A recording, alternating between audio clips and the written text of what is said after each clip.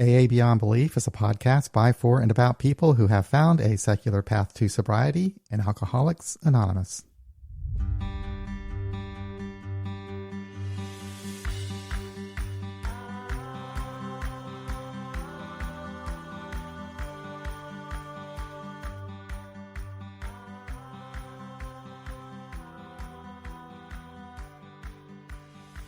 So today we're going to try a question and answer episode. This is your opportunity to interview Angela and I.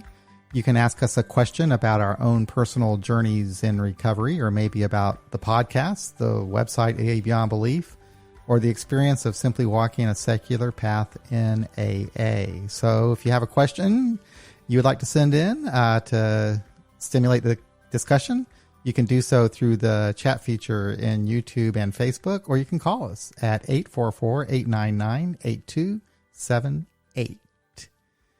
Well, Angela, here we are again, another Friday, and we are live streaming on YouTube and Facebook. How about that?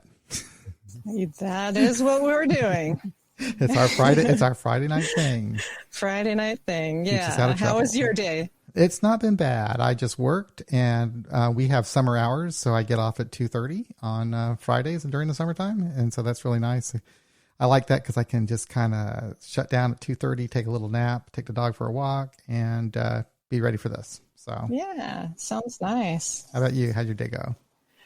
I was a bit cranky earlier in the day.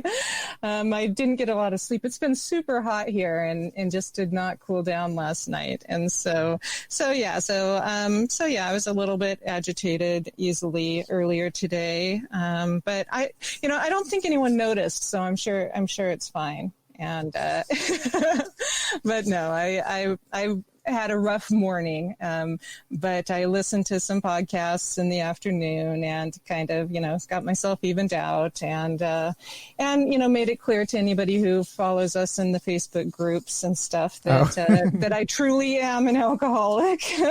I probably requalified myself with my reactivity, but I'm surprised I still have friends on Facebook. I've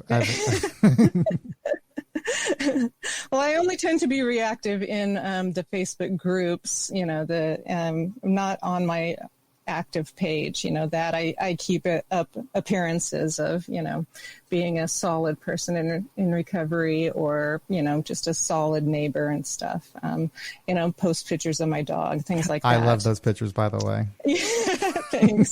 Thanks. I have one I need to upload. One of the girls wrapped Toby up in her burrito blanket. It's really funny. Anyway.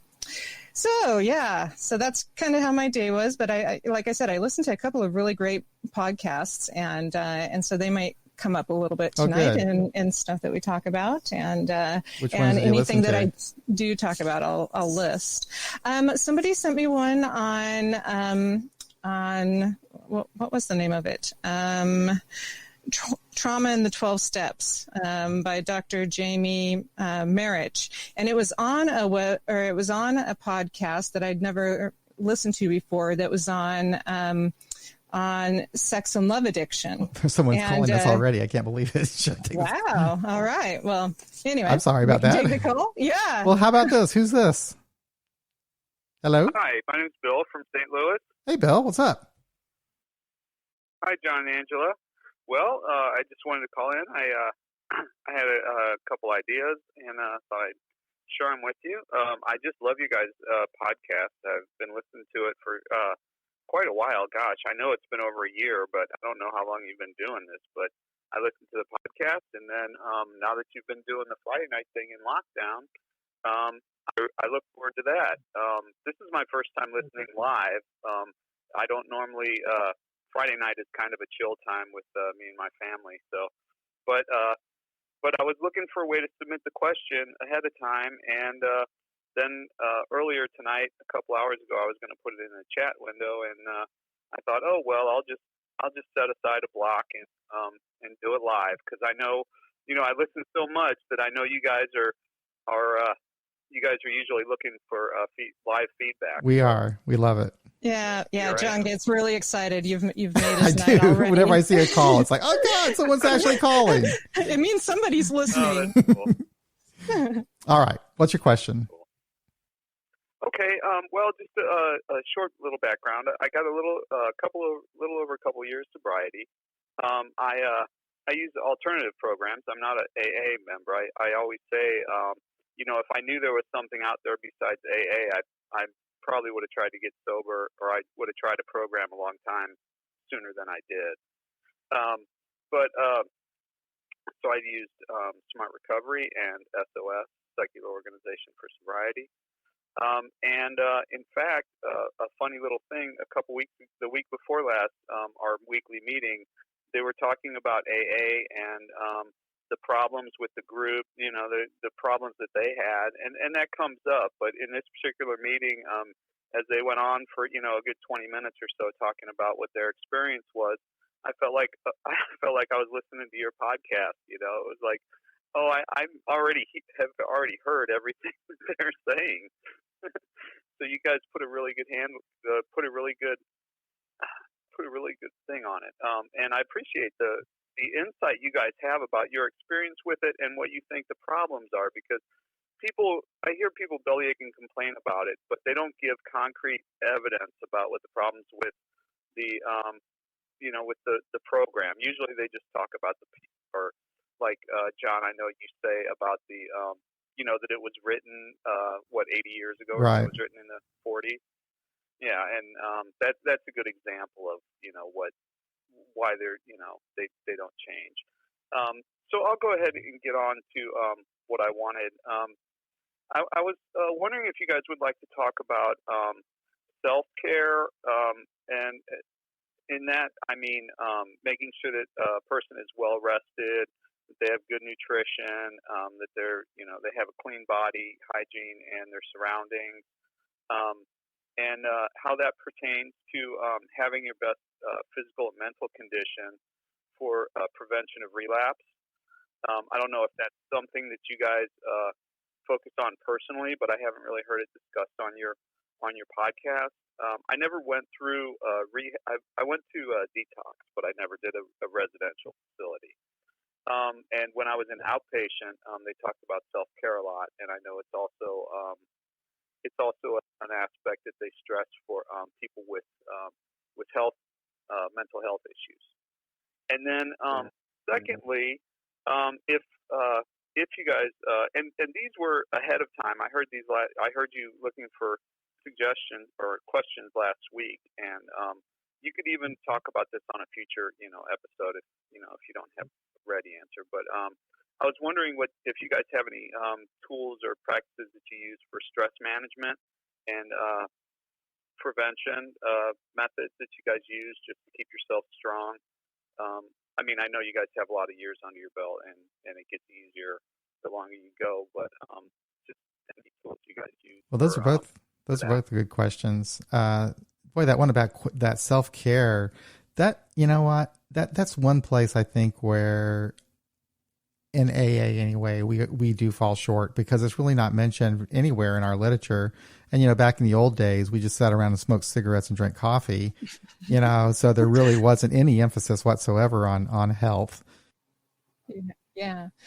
I think for when I'm working the steps or taking somebody through the steps, we kind of talk about in step 2, there is some of that in there, because instead of seeking, a spiritual power greater than ourselves or mystical or something like that, we write down different tools that we already, like to do. So going for walks or taking a bath or, coloring or journaling or, hanging out with our dog, things like that. We make a list of those things as being something that we can turn to when we're stressed or struggling as we're going through the steps and continuing to gain tools, because those are tools that we already have in our lives, things that we like to do and things that benefit us. We just don't necessarily think of them as tools or as something to help with stress. The physical stuff, I I believe, Staying Sober Without God, Jeffrey Munn's book, he does address that. And that's one of the great things about that book. There's a lot of good stuff about it. But that is one that I think he really did a good job of, that not many other pieces of literature that I know of right now talk about, which is, the physical of, looking at yoga, the actual physical part of meditative practice, of sitting and exercise and eating better and things like that. And there is a version of the 12 steps where it does say that specifically, as we stopped smoking and started eating healthy and stuff like that. I don't hear it very often, but there is a version that includes that. So, for me, Angela, I did start addressing that after about 10 years of sobriety. But for me, what happened was I was sober for 10 years, but I was really struggling with depression. So I started going to therapy, and my therapist was focusing on physical things. Like he said, you need to stop smoking, you need to start walking and all this kind of stuff. And he was just kind of he was kind of teaching me about how physical activity can help me with my mood and my overall health. And so I did start paying attention to that. And that was a time when I joined a gym and I started running and exercising and all that kind of stuff, and learning about new different ways of taking care of myself and nutrition. And it was really a great time for me. But my problem is I'm not very consistent with it, and I haven't been for a couple of years now. So I almost feel like I could tell you, yes, I know how important it is and what to do, but man, I'm not doing it right now. So I feel kind of guilty about even talking about it. But, in a way, I mean, it's something that I think about. I mean, all I do now, I think since COVID, I've not been eating as well as I was pre-COVID. And I don't know why that is, other than I'm at home working and it's easy to run off and get snacks and that kind of thing. So I'm not eating very healthy. My sleeping is getting better, as far as exercise goes, just taking my dog for walks. But I noticed that I've changed a lot since my ability to, travel very far away from my house has been limited. Yeah, that is a good point, and I think a lot of people can relate. I know I can as well. So I think it would probably also fall under the self-care of what we're going through right now is difficult for everyone, not just people in recovery, that, and people with various time in recovery, because, this is a different situation. So being kind to ourselves and not expecting, yourself to do a new schedule where you're like, okay, I'm going to get up every morning at 6 a.m. and I'm going to go for a run and, things like that, maybe just do little incremental things. That's right. That's what you do. Yep. Yeah. Because that's what we did in early recovery. That's right. One little step at a time. It's like you have to keep it in front of your mind, but it is really important. I'm much, much better off, I think, in every possible way, if I eat right and I exercise and have some balance. It's balance, having balance in your life. So I don't know if that answers your question very well, but it is really important. And it would be good to have an episode. I actually did talk to Tommy Rosen once. I did an episode with him, and he is does Recovery 2.0. He's really big into nutrition and physical fitness and yoga and all that stuff as part of his recovery. And he thinks it's essential, and I had a really great conversation with him on that podcast. He was really a very inspiring person. But I just, I really need to get off my butt, start doing something, some of that. Yeah. So is that a bad answer? No, it's an honest answer. I think that's what people expect from us. What I really didn't think about ahead of time was, with AA, I suppose, they're just like, well, here's the steps. This is the program. You do this. That's what that's what it takes. Yeah. So they don't really focus on other aspects. They don't. But, I studied the SMART. I studied SMART. I got my SMART certificate some time ago. Mm-hmm. Yeah, but I haven't done much with it since then. And I know that there is a stage where you go through where you do focus on that. Does SMART talk about that more so than we do in AA? Yeah, SMART, just that all that it's about cognitive behavioral therapy strategies for prevention. One of their, achieving or leading a balanced life is one of their core tenets. Coping with urges and cravings, and maintaining a balanced life. That's all they do. They have worksheets, handouts at their meetings, and other than the sharing in the meeting. Intentional about that. I think it's implied from AA. It's just not as blatant, so. You'll hear it from people's individual shares. Certain people who are really into it will talk about it in meetings, but you don't really see it so much in the literature or just in the, the actual program itself, but it should be. Right. Yeah. I think they're both about, getting a daily lifestyle change, basically learning how to do that. And we start with our, substance of choice of not doing that, and then start adding things that we can do that are healthier.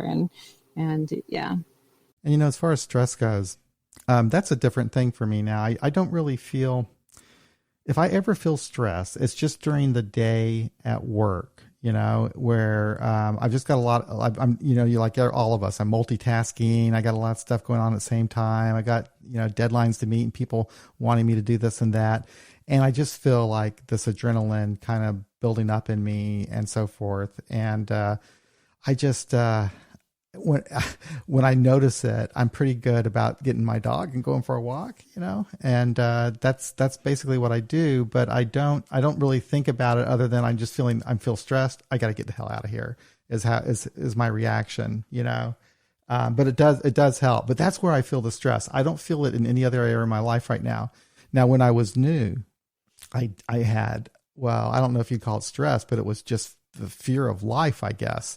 The trauma of what was going to be happening to me because of all the problems from my drinking that still hadn't played out, all that. And that was really difficult. And I did, at that time, I would just surround myself with people as much as I could. Being alone was really hard for me. And that was really essential for me, I guess, at that time. So yeah. What about you? Oh, I thought you were asking him. I am asking him. Okay, yeah. Oh, for me? Yeah. You mean for stress management? If we plan ahead, if there's a stressful situation that we're anticipating, then we'll come up with options. Like if we're going somewhere where if we're going to visit an old friend and we know that they use, or we know they're a heavy drinker like that, then we might bring, a drink along with us, or bring, some crossword puzzles or whatever it is, in order to do that. That would be a strategy, that's like one of the tools. And then, thanks. And then, just for as far as me and stress, I'm pretty good. I don't really have a problem with it, but, it's just with our programs, it's something that we need to kind of be aware of, so that it doesn't throw us off of our plan. So we don't let our guard by getting in a situation and getting a case of to hell with it. What do I care? Or Right. Yeah, that sounds like one of the good things about Smart Recovery. I haven't attended one, but if you're, talking about that and talking about stress, I know that sometimes in AA meetings, I've seen that in some meetings, it seems like you're only supposed to be talking about, solution, that they say, how things have changed, how things are great, and that, people, if they share something going on with them or something that's difficult, then they're not in solution and they need to get in solution. So I can see that in some meetings, people are discouraged from sharing things like that, because others will think that they're not, working a good program or something along those lines. So I think that's something that we can do better of. I think most of the secular meetings that I attend, that's not the case. I haven't heard, terminology like that of that, you need to be in solution, and that it seems to me that most of the ones I attend, people feel free to talk about what their stressors are, particularly in this time, and because everything that stresses us could cause us to drink. All of the things going on right now, can be potential triggers. And so talking about that is important. And so I think some of the more traditional AA could probably learn from Smart Recovery in that aspect. From what I've heard, people who've been around, for 30 years say that it was more like that before, and then things have changed in the last, 25 years of where it became a little more harsh. so yeah. Well, thank you for calling. I appreciate it. Those are great questions. And what's smart? Do you go to smart meetings online now, I guess? Actually, the smart meetings are not taking place, but the SOS, I haven't been able to find any smart Zoom meetings. What my situation was, I started with SOS, and I tried the Dharma recovery, which was called Refuge Recovery at that time, and I went to a few of those. I went to the also, but the only the SOS, Secular Organization for Sobriety, that was pretty far away. That was about a 40-minute drive, and finally, so I switched over to Smart Recovery because they were closer. And at the end here, before the pandemic hit, I was doing three separate meetings once a week, and I would rotate between the three. Two of them were Smart Recoveries, one in the morning, one in the evening, and then the third one was an SOS meeting, and that was only about 30 minutes away, so it was a little better. But now that we're about 14 weeks in, I think that's what it is. I just do SOS, consistently, or whatever the word is. Every week we have an SOS meeting, and it's the same person that I used to go to in person, but we've got our group, and now, like you say with yours, where you get people from outside, instead of just the little St. Louis neighborhood that we were in, we've got 3 or 4 people from Buffalo, New York. We've got someone from the San Francisco Bay Area who's been joining us. And, one of the people is actually works at a treatment center, so that's great. And another person is a retired doctor. So that's pretty cool too. Nice. Well, thank you again for calling. And I love St. Louis, by the way. It's a great city. I should, yeah. It's not that far from here. So, and it's a nice little escape sometimes. So anyway, thanks for calling. Appreciate it. You bet. Thanks, guys. Take care. Bye-bye.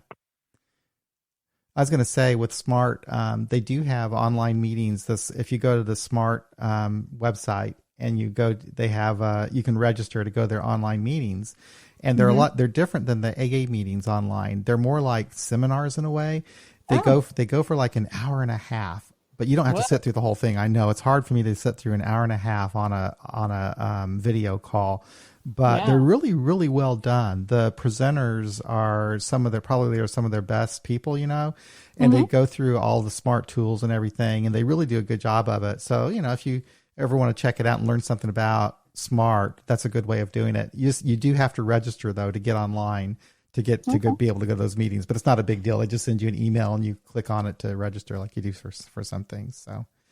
Anyway, good questions. I always feel bad when someone wants to talk about what I do for physical fitness. Nothing. Well, there are times, in your sobriety when you were. So, I know. I know. I wish you would have asked me like 5 years ago or something. Yeah, sometimes, but that's the reality. And that's, one of the things I think people like about our podcast is that, we're not just saying, or showing that we're perfect people who do a perfect program or anything like that. I mean, he asked about, stress management and staying sane or something like that early on. And, the first thing we get into our call, I'm like, I was cranky. I was not using halt. I wasn't using the pause when agitated or doubtful. So, I think that people appreciate that. Let's see who this is. How about this? About we were reading the chapter with the electricity in the book, and and last week the Dale was talking about he was an electrician.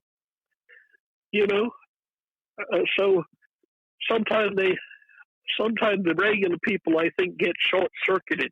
Yep. Well, thank you, Fred, for calling. I appreciate it. Thank you very much. Well, thanks, Angela and John, for filling me in on your history a little bit. I think that the Western states came a lot later in sobriety. My sponsor was an original member of the Oakland Eight in California, and I have a friend who works at volunteer for the state of Utah for the answering service. For the I guess it's for like people who are seeking recovery AA phone line watch. And she's got I think she said 28 or 30 years, and so I have a few friends out west, but there's not a lot out there for me because I went to some meetings in Monterey and Los Angeles and Big Sur. I went to some meetings out there a few years ago, but their concepts were pretty much the same as the old thinking, and the only one that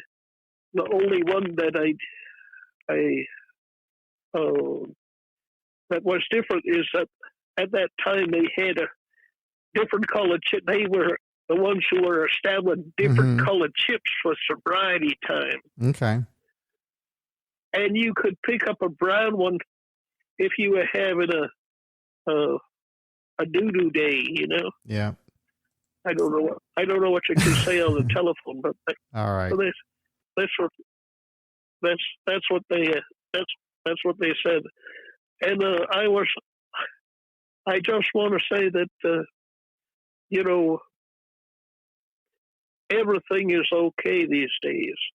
Everything is okay. You cannot point a finger at anybody, or everything is okay. Whatever people want to do, it's okay. And we all have rights, and we all have interests, and we all have pursuits.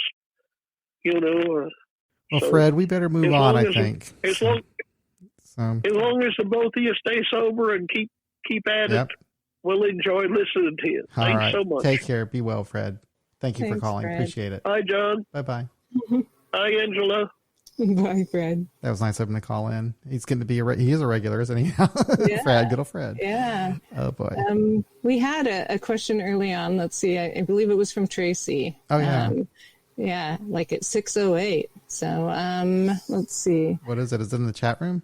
Yeah. I so appreciate the work that you both do hosting this Friday evening program.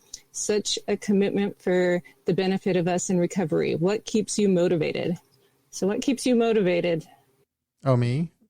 Oh, boy. Well, as far as just motivated for what? I mean, for this, for doing this, to get up in the morning, to do the show. Life? Yeah, because doing it every week. But well, why are you doing this? I love doing this. I love doing this. I love the podcast. I love doing this. Everything about it. And I never thought I would ever be doing anything like this. About 5 years ago, we started this website, AA Beyond Belief, and I wanted to have a podcast component to it, and started doing this, and just fell in love with it. All the people that I've been able to meet, and everything that I've been able to learn over the years. So I love that. And then I like this Friday live stream. This is something new too, but it energizes me. I'm always nervous, like I say, before each one.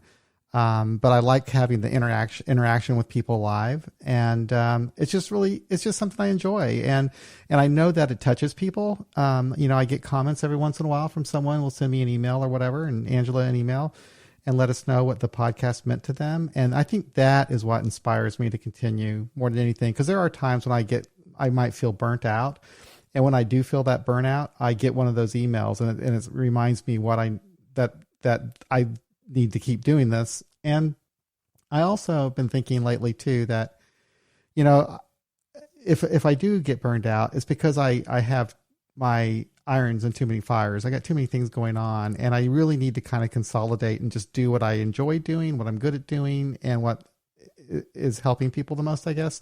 And I really am finding that the podcast is where I really want to spend most of my spare time. And I'm really looking forward to kind of dropping some other things and focusing more on this as part of my recovery program. What about you, Angela?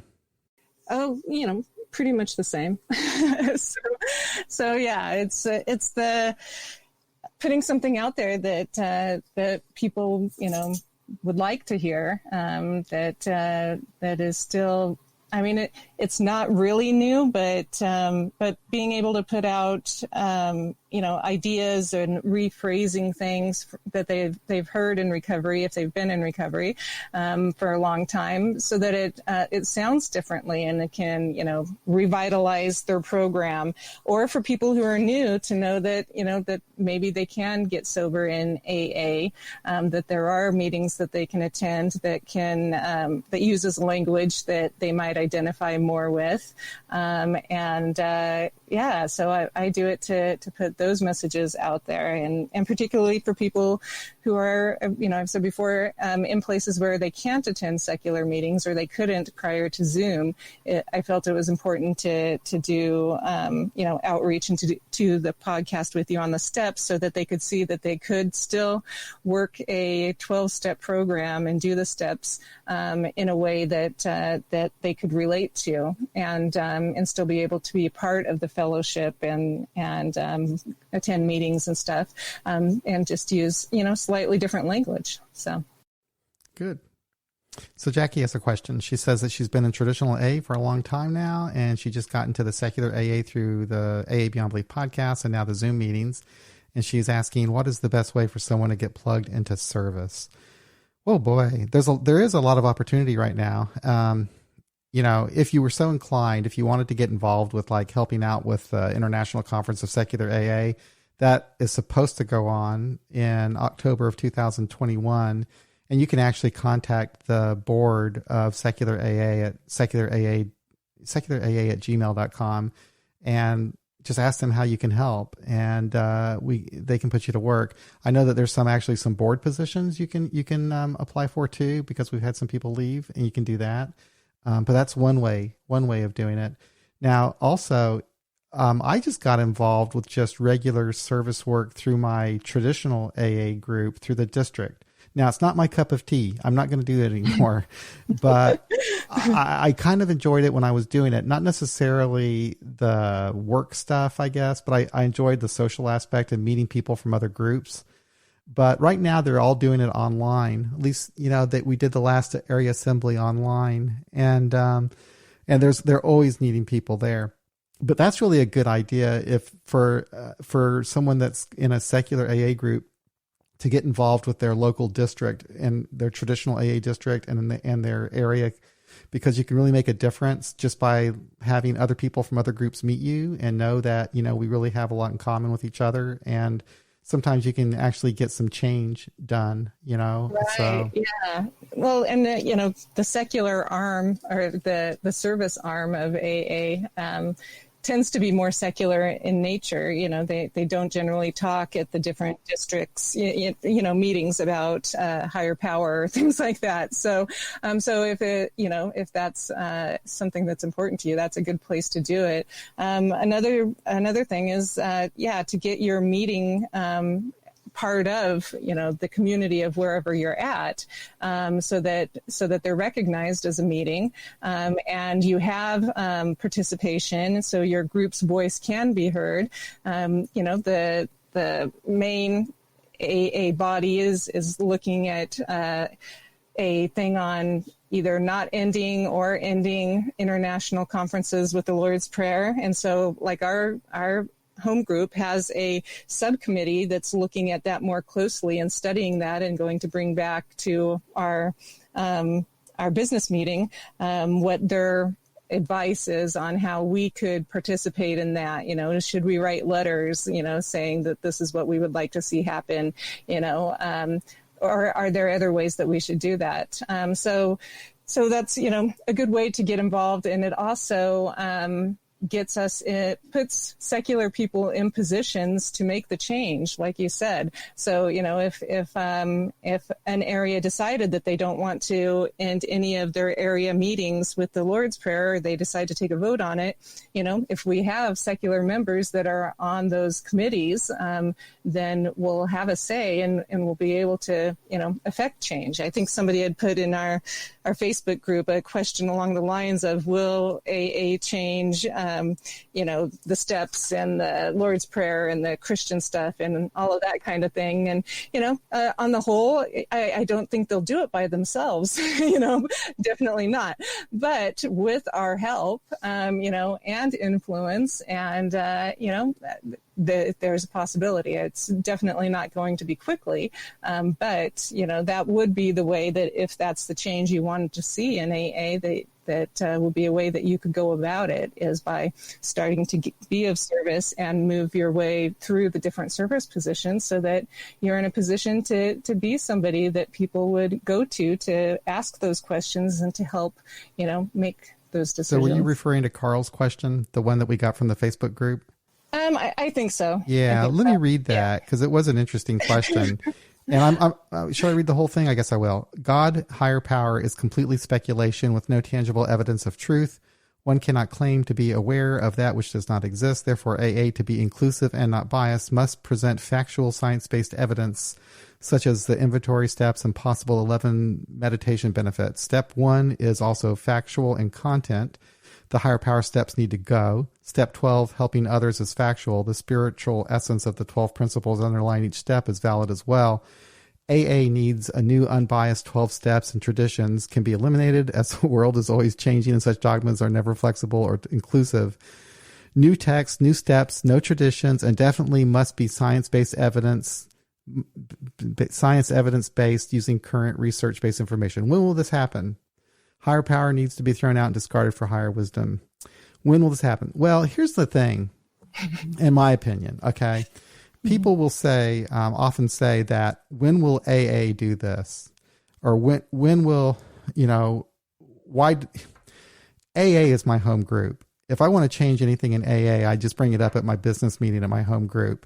So if I don't like the way that we're reading the 12 steps at my home group, I can just go there and to the business meeting and tell them I want to read them different, and we can have a vote on it and do it. So, I mean, to me, there is no top-down AA. There is no authority that says this is what AA is and this is the way you must follow it and this is what you must do. AA is changed from the grassroots. It's from the groups themselves. So that's where the freedom is. Now you can affect some change at the conference level, I guess, like you can have like a pamphlet, maybe you can have them vote on a pamphlet or something, a pamphlet that nobody reads. Like when we got the Godward pamphlet out, that was something that happened. We could probably, make a motion at the General Service Conference to have a new text written that addresses the program of recovery. We could certainly do that. And that would be like AA World Services, I guess, that would publish that. And that's something that would just require a lot of time and effort through the service conference. And it's possible. And I have to tell you, I do have a lot of respect for the service conference and how it works. And what I have the most respect for is they listen to the minority. There's the minority opinion is taken very seriously. And I've been in the minority for a long time at our area assembly. And when I speak out and ask for something, people listen. They give me a second chance.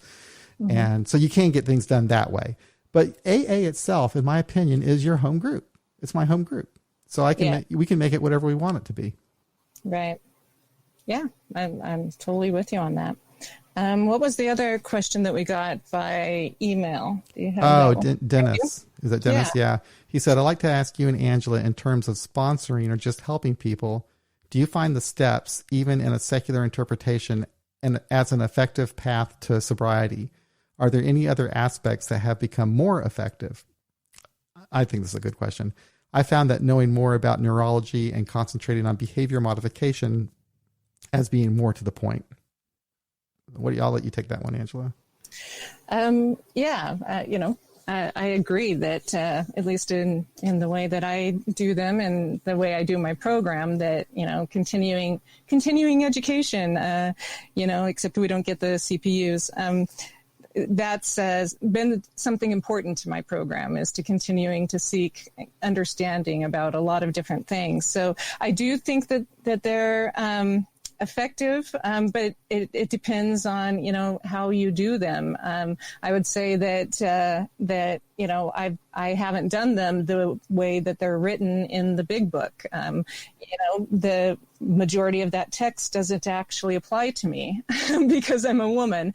And so, we're always told, well, just, change it. And, it's like, well, no, that's what it says. So if you're going to, say that you have to do the steps exactly as they're written in the book, then, it doesn't work.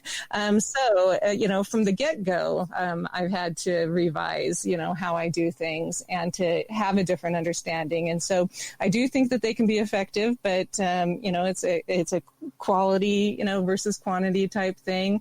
I think it's important that people who are sponsoring, continue to learn, continue to grow, and seek out different ideas on ways to do the steps, and to continue to also suggest that people seek outside help for other things that come up, because we're not counselors, we're not professionals, but having some knowledge of, different, methods like cognitive behavioral therapy or being trauma informed, things like that, I think are very helpful for doing the steps, because it can help me guide somebody in a direction of getting better help so that they can maintain their sobriety. Because if they have some sort of trauma issue that comes up early in discussing some steps, then I can get them in that direction before the fourth step, which can be really difficult for people who've been traumatized or have trauma as part of their story. And so rather than having them start going through stuff and maybe not having enough tools to be able to process that yet, I can get them to a therapeutic situation where they can be working on that. And then, we can work on steps as needed, either with that or after they get some sessions to process some of that more difficult stuff. But I do think that they're still helpful, particularly to those who don't have the income or are not able, for whatever reason, to seek additional help outside, either addiction counseling or just counseling in general. That it's a way for us to be able to help them do what we talked about earlier, which is we're trying to help people with daily lifestyle change, to daily do something other than put alcohol in your body. And so I think we can still use the steps to at least get that process going, and have kind of a systematic way for them to be able to think about their feelings and start processing things so that they can make that change.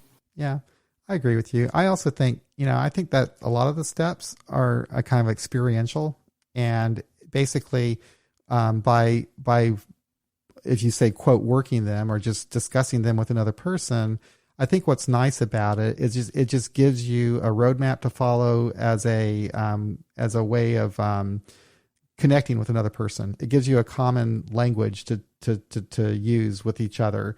So like if I'm going to sit down and think about, what that first step meant to me, that moment in my life when I realized I needed help, and I do that in a way, maybe by reading a book and talking to somebody about it or whatever. I don't think that is necessarily the step itself is getting me sober, but it's that connection I'm making with that other person. And the steps is just like something that kind of helps facilitate the conversation, because those first three steps are basically, an experience that we had. And then you get into those steps where you do actually do something. And I do find those very valuable. I think that, 4 through 7 were really valuable for me, and still are, because that's actually where you get to work, and was helpful for me.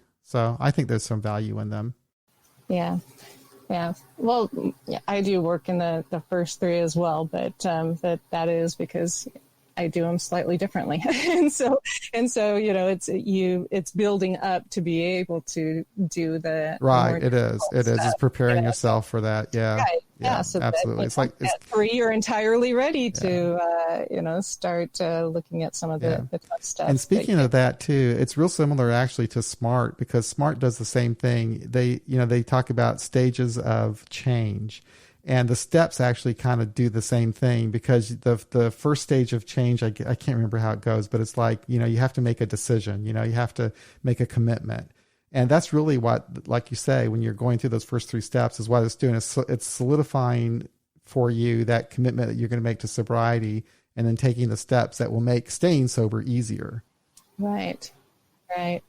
Yeah, I listened to another podcast this afternoon that was on NPR, and it was on forgiveness, and it not being about what you think it's about, and it's really good. I'll put a link to it in our Facebook group, because basically, if you listen to it and you've been in recovery for any amount of time, you'll likely hear what pretty much is what we do from steps 4 through 8, or no, 4 through 7 really. But they phrase it in such a way that it's very succinct and to the point and up to date. And I was just blown away. I'm like, that is awesome. And so I would suggest anybody who has the time, check that out, because, I really do think that it's pretty much what we're doing in that, and when we're working the steps, and this is a way that people can get to some of the stuff that we're trying to get through in a quicker fashion, So that might be better for anybody who's really struggling with some difficult feelings right now, and in a tough place, and either can't reach out or don't know how or whatever. That podcast actually covers a lot of stuff in only 20 minutes, and it provides a worksheet. So, I like worksheets. Tracy wants to know, she's asking if, she's wondering if meetings in the age of Zoom will spell the end for areas and districts, since we're from all over the country and the world. What do you think about that, Angela? How is COVID and... Mm-hmm. Yeah, I don't know. I think that they'll still have them. I think that they'll still, base any meeting that has a physical component, I think will still be considered that location, even if they have a Zoom component as well. I think the meetings that started that don't have a location, that they just truly are all over the place, like say the one that we've started doing on Saturday, that those ones will likely need to work with the online intergroup, and that online intergroup will probably, if they don't already, I don't know that much about them, create where, you're a group and you have a GSR and you have a way to, be part of the service structure as well. So that would be my guess. I can't say for sure, because I don't have my magic 8-ball in front of me, but I'm thinking that would probably be the most likely way. Again, we know that they don't move very fast, so changing how they do areas and districts and things like that, I'm not sure that would change very quickly. So I think they'd still prefer likely us to have one member be in a location and say that that's where the group is. So kind of like with the secular board, secular AA board, the ICSA, for a checking account and for all of that stuff, we have to have a physical location. So it was chosen to be in Las Vegas, Nevada. And that's, where, the GSO thinks, that we're technically located when we aren't. We're all over the place. And so, yeah. Yeah, that is kind of interesting, though, because I do think that this is going to have a lasting effect on how we make it to meetings. And I do think that even when the pandemic is over and we start meeting in person again, that these secular online meetings are going to remain. So it's like we've already grown these secular meetings just through this online component, and that's going to have an impact on AA as a whole, especially when, those people that are going to those online meetings, the secular online meetings, start going to their home group, and they might start questioning things like, can we stop saying the Lord's Prayer or something like that? It could make some change.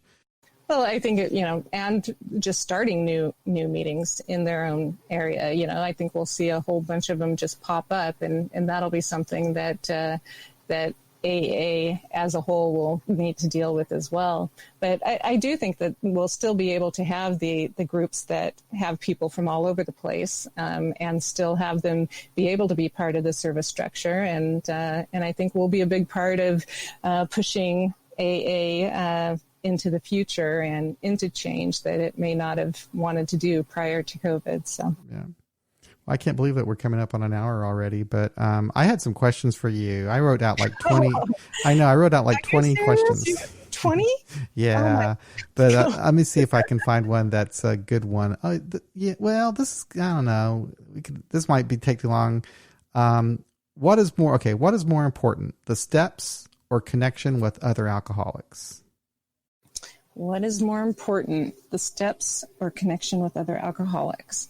Well, I would say the connection with other alcoholics, because if I didn't have that, I wouldn't know how to interpret the steps. And I think to get the most out of the steps, you need another alcoholic to help you with it. I know for myself that, just reading them wasn't helpful to me. I mean, there were a couple that I'm like, okay, yeah, I can do that, or I understand that. I know how to make a list. Okay, we're good. But that really wouldn't have helped me stay sober for long. Maybe it would have given me something to do for, a couple of days. But yeah, I'm definitely on the connection with other alcoholics as being the key. And, as we know, some people, that's all they need is to have that connection with other alcoholics. They don't need the steps. They don't need, any of the additional stuff, the service work or whatever. But for me, I think that it is helpful to have that connection and then start looking at the steps in order to, continue to learn and grow. Well, the steps also help facilitate that connection too, I think. Yeah, definitely. Yeah. Because it gives you that, that thing in common that we have, to share our experience with each other through these steps. Right. Yeah, I agree. And I had a couple questions for you. I was going to ask. It's my turn. All right. So, in less than 2 minutes, what are your top 3 favorite podcasts you've done? Oh my God! We all know that they're all great and memorable in their own way, and that's it doesn't mean that you like them more, on any given day, but the top 3 that pop into your head that are memorable to you or that you think are important or you're particularly proud of. I'll tell you the one that for whatever reason I really enjoyed was a book. God, what was it called? It was a book called Shift Happens. So I read this book, and Shift Happens, written by this lovely lady from Northern California. And she was a truck driver in the 1980s, the early 1980s, a woman truck driver, and there weren't very many of them. And she was recovering from mental illness and had a really bad problem with alcoholism. And so she wrote this book about her experience of getting through mental illness and alcoholism while learning to be an over-the-road trucker, and then her experiences as an over-the-road trucker and recovery. And it was just a really wonderful, beautiful book. And she was a really interesting person, lovely lady, and I just enjoyed that very much. And I think about her sometimes. So that was probably one of my more memorable ones. But all of them, like you say, I've learned so much from the people that I've talked to over the years. Recently, here's an interesting one. I just had this one like about a week ago. I don't know what I'm going to do with it, but I kind of have become friends with her. So I had this podcast with this lady, and she's a younger woman, and she is really cool. She's got her own podcast called Sober Gratitude. And she's just really excited about sobriety. She loves her podcast and everything. So I interviewed her, And I didn't really realize, but she was like really into God and really into the big book, you know? And so she talked about like all throughout the podcast, it was like, oh, thank God for this. Thank God for that. God has helped me with this. God has helped me with that. I don't know if she really realized that it was a secular podcast or what it was, but anyway, she was just so nice. Anyway, so she and I are going to try to create a Facebook group for, recovery podcasters. And so it was kind of funny. I made a friend with her, but I don't know what I'm going to do with this podcast. I don't know if I'm going to be able to put it out or not. Well, you could probably do a qualifier on it so people know, what to expect. Yeah, I've just never had that happen before. I've never had someone come on, like that. But I've had a believer on before. I did a podcast with John, my friend from Texas, who has, what is it called? I can't remember off the top of my head. I'm sorry. It's too late. But anyway, he's a believer and we became friends. I was on his podcast and he was on mine. So yeah, but I think that Shift Happens was one of my favorites, simply because of the story and everything. So yeah, she was a really interesting person. And Margot is her name. Anyway, she's got a website. She writes poetry. She's very talented. And I hope she's doing well. I should touch base with her. Yeah. Well, I know that one that is, very popular is the one with Jon Stewart. That is. And I think part of the reason is, people get angry with AA and they're looking for, how they can stay sober without being a part of it. But also, I think the picture you put up of the person in the shadow and then the name Jon Stewart, people, assume that it's the American one. And so I think that's what he says. He says it's reason so popular. Everybody thinks it's the American Jon Stewart. Yeah, and the picture that you put up there. And but so, that is a memorable one too, actually, because that was one of the very first episodes. And he was just so nice. And I'm looking forward to having him come back. Yeah, he's really interesting. And I enjoyed that conversation a lot and learned a lot from him and have a lot of respect for him. So yeah, we'll definitely have to have him back, on the podcast again. He's one of the most requested of people. So we've been working on that. And so, yeah. So I think he said in September. Yeah. So we're holding him to it. Yeah. So. All right. Well, I guess that's going to be it. I hope that this was a useful use of everyone's time, that the questions were interesting and the answers were coherent. I've been inspired to maybe start working out. Maybe. Actually, I was talking to my wife about that today. Told her I need to start working out. Well, anyway, thanks for listening to another episode of AA Beyond Belief, the podcast. If you'd like to help us out, you can do so by getting to our Patreon page, patreon.com/AA Beyond Belief, and becoming a patron with small contributions, or just go to our website, aabeyondbelief.org, and click on the donate button. But again, I know that in these are tough times. Not everybody has a job. Not everybody has money. So don't worry about it if you don't. Just listen, and we'll connect with each other. Be back real soon. Take care, everyone. Bye-bye.